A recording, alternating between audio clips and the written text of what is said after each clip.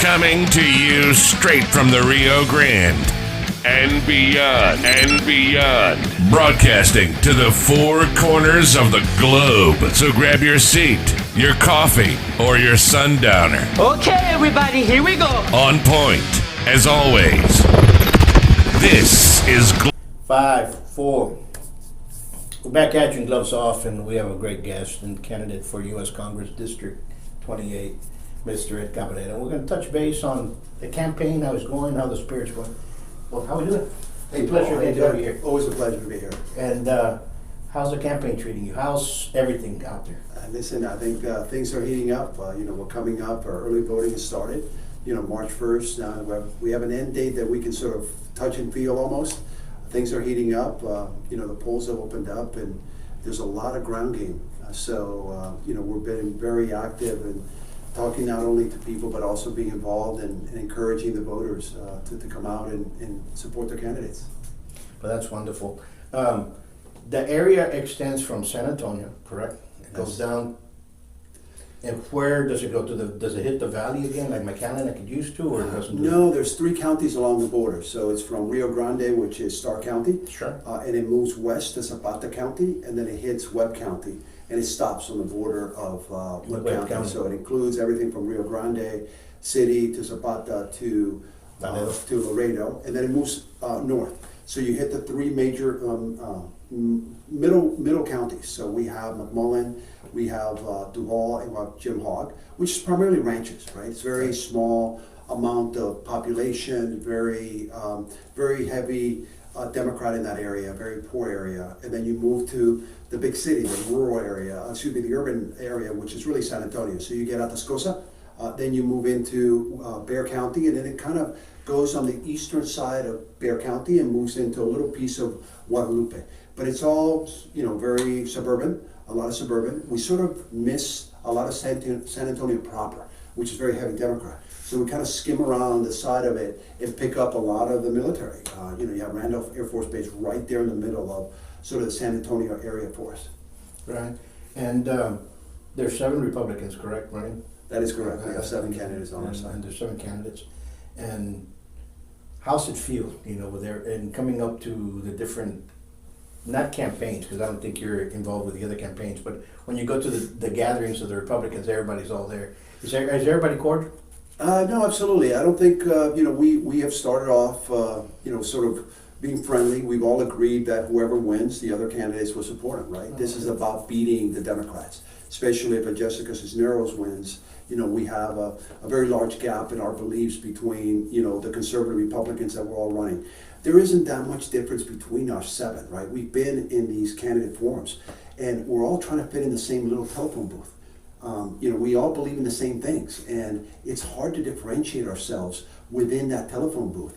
So I think, unfortunately, what we're beginning to see now is we're moving into sort of the mudslinging phase. Certain candidates are beginning to surge, and some of the minority candidates are saying, wait a minute, we've got to slow them down. So unfortunately, the differentiation, we can't differentiate ourselves on a lot of the issues. So now what a lot of candidates are trying to do is differentiate by attacking, going negative. And we're seeing the same thing on the Democrat side. Just today, you saw Henry Cuellar go negative on Jessica.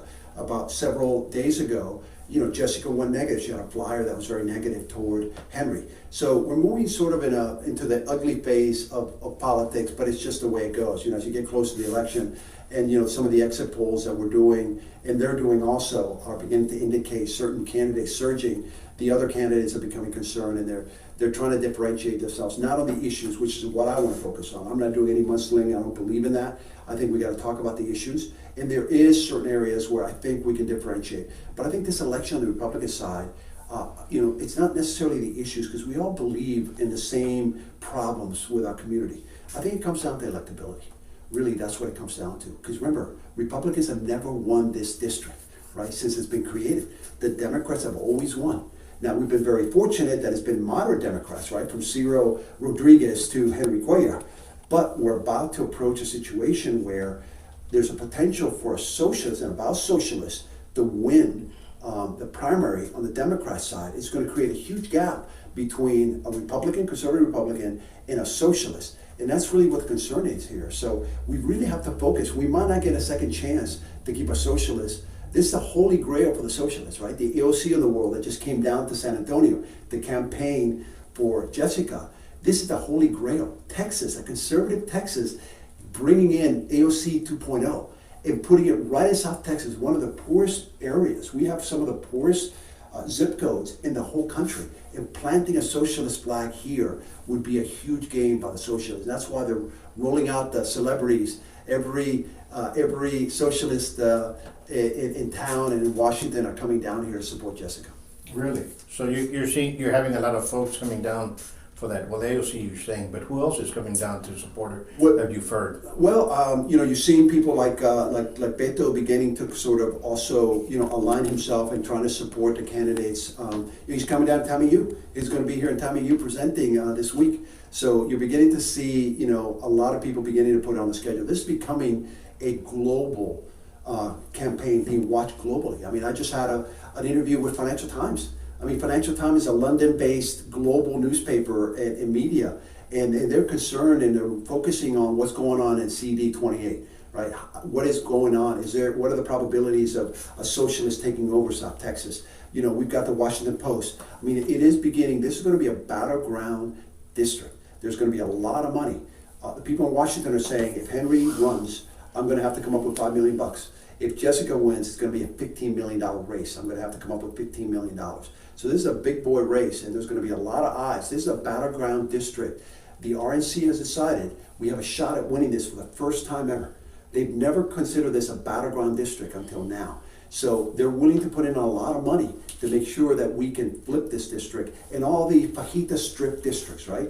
If you go to 15, right, not just 28, but if you go right next door to us, the district that comes into McAllen, and then you go to the district right next to that that goes into Brownsville, they're all Democrat congressmen. And we have a chance if Latinos begin to turn to the Republican side, right? Because the Democratic Party has left them, right? The movement to the extreme by the party, right? The progressive arm of Democratic has taken over the party, right? The moderates are being wiped out like a Henry Cuellar, right? Nancy Pelosi is now considered a moderate within the Democratic Party. Imagine 10, 15 years ago, Nancy Pelosi was an extremist in our view as Republicans, right? She runs San Francisco, right, into the ground.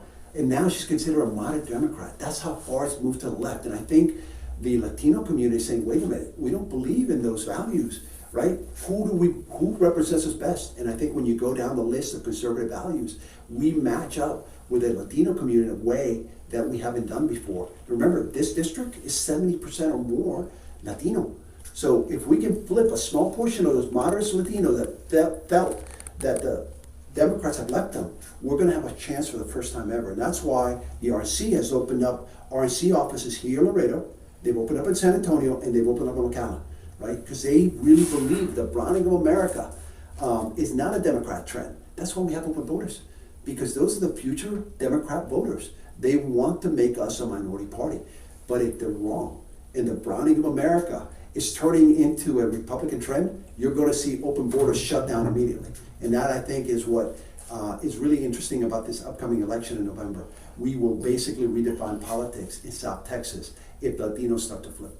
You mentioned something that's always been a concern, is the RNC for the first time has taken this district seriously. The RNC has forgotten about this district for many years. No Republican would come down to Laredo, even if it's state or federal, and put up signs. There was none. I think for the longest time, a couple of signs would be sent the day before early voting, and they expected everybody to jump for joy for them. It was their fault that created this mess, because they forgot about Laredo a long time ago. And that's why I told many, Republicans that are running is, you all cannot forget Laredo. You guys have to come down here. Laredo's the biggest port that we have, period. How much our trade and everything comes through here. It's a major artery, even though, that for the United States, and has been forgotten. The first president that ever came down here was Trump, as a candidate. Understand? So Trump woke up people in Washington. He came Oh, yeah. down here, he almost won the district, right? He won several counties, he won he won Zapata. Imagine a president, a Republican president winning Zapata, which is so heavy Democrat. He won, we think he won in Starr County. I mean, he barely lost it, right? And you've got to wonder about election integrity there. It's a very corrupt county in the past. So to come in to pretty close to 49% throughout the district tells you that, you know, he made some inroads, significant inroads, and that woke up the Washington elite to realize, wait a minute, there's a chance here. If we find the right candidate. Unfortunately, last race we had an unopposed Republican candidate. She didn't have the money, she didn't have the language skills, she didn't have the electability, right? Even Henry Guerra ignored her altogether. Now there's 7 candidates. Don't tell me there isn't a legitimate candidate in here that can beat Jessica and Henry. And I think that's the difference, is having this many candidates, it's great. It's great for, it might not be great for me as a candidate, but it's great for the party, right? And it's going to give legitimacy to whoever comes out of this election in the primary. He's going to have legitimacy that, yes, this is a electable candidate, and we have a shot to win this. So I think Washington is prepared to spend about $50 million throughout South Texas for general advertising, not just simply the candidate advertising, but general advertising, trying to explain to Latinos that, hey, your values correspond to the values of the Republican Party. And I think that indicates their commitments. And if it does, and Latinos start to flip, we are going to solve the border problem that we're having. There's not going to be an incentive by Democrats. Absolutely. And that, you know, like again, that forgotten of Laredo, that forgetfulness that occurred in the past is what's led to what's happened now. I can agree. Yeah, I think. And right now, it's a trend that people are standing up and not saying enough's enough. And I think that's what's going to happen here. You've got a couple more weeks coming. You got, you know, what, 2 more weeks actually. Yes. And, you know, March 1st is the election day. Folks, go out there and vote. You know, research every candidate you have and vote. But we have a low voter turnout right now. We do. It's very low. Throughout the whole district, and so people need to stand up and say, you know what, we have to go out there and just vote. I agree. And I think, you know, people need to do that, and you know, November's going to be around here shortly. You know, that's right. last year you and I talked about this time, and you said that you were running, and now we're in early voting. I know. It's 3 days incredible how time flies, and November will be here fairly soon, and it's going to decide the direction of this country in a very significant way. We are a ground zero for, you know, the future of America. If we can, you know, flip the Latino votes, if we can win this district, it's going to send a very clear signal that Republicans have a good shot in the future. So please go out and vote. Even if you don't vote, do your homework. Even if you don't vote for me, please come out and vote, because, you know, we're getting 20,000 people voting in the primary out of a potential million voters. I mean, look at those numbers. That's 2% that really vote and dictate who the candidate's going to be against the Democrat. Absolutely. We've got to change that. You know, folks, once more, go out and vote. Make sure, because right now we're in early voting. We're already 3 days in. 2 days in, actually. Tomorrow's going to be 3 days in, and people need to go out and vote. And it's empty. You go there and it's empty, Right. and it's just, you know, it's different to see that. But anyway, we're going to leave this here. We had Mr. Ed Cabrera, who's out there running for District 28 for the US Congress. And remember, vote, and you all stay safe. Thank you, Paul. No, thank you. Until next time, much peace. Gloves off. Gloves off.